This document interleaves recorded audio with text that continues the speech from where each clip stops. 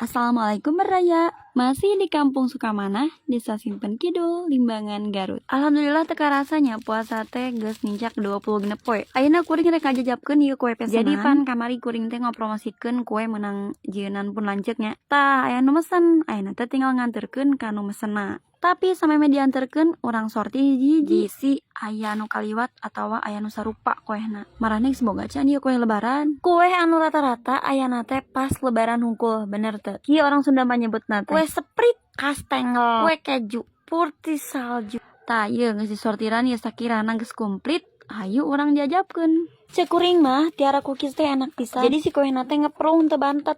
Engke kuring sepilnya bisi hayang. Tak milu ngajajabkeunana hayu. Orang sabari ningali panon poe, ningali langit kuat ka panas kieu masyaallah. Kawasana Gustinya nyiptakeun panon poe hiji tapi bisa nyaangan salam dunia. Ngomong-ngomong ieu tetangga kuring di sarepi kamarana nya.